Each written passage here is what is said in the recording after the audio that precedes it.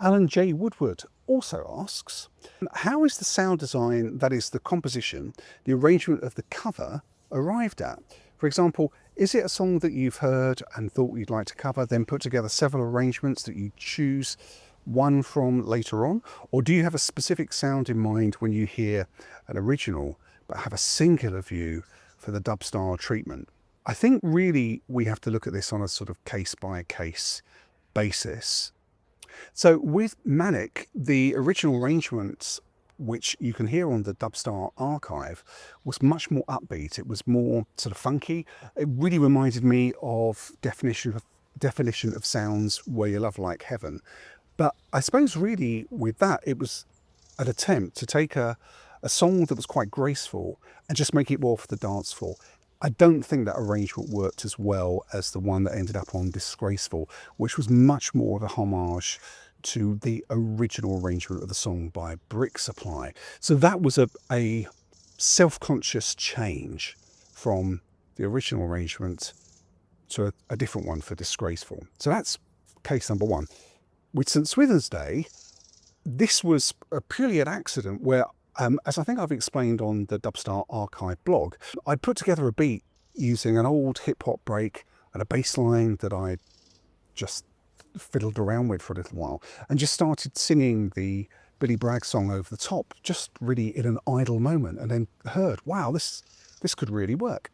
Chris came along at a later stage and put his fantastic guitar part over the top, and of course Sarah sung it, and it just sort of evolved in a natural way, which I think is always the best way that music should evolve. With a certain sadness, I think we just were trying to do something that was kind of laid back, and there's not much that you can really do with a song that's so harmonically sophisticated as A Certain Sadness. It's a typical kind of late bossa nova sound, kind of Stan Getz thing.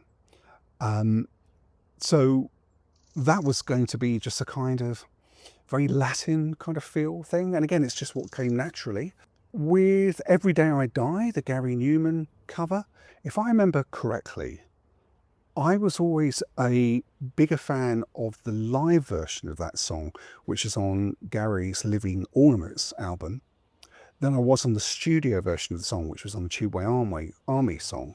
And it struck me that sort of main riff, do do do do do do do, worked really well with a sort of like hip hop, kind of trip hop, breakbeat kind of sound, and the song just basically evolved from that. And I suppose it was the inspiration of the original song in its slowed down version with a very 90s kind of hip hop beat behind it.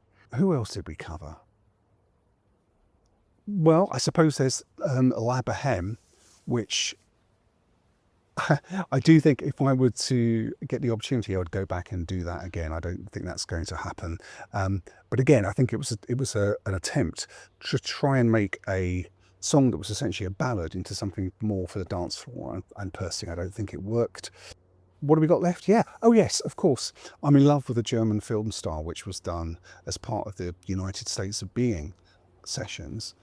That was an attempt to essentially just toughen up the original arrangement for the song, because I think, as I've mentioned elsewhere, there's something about that song that really, well, it just really reminds me of Dubstar. It could have been a Dubstar song.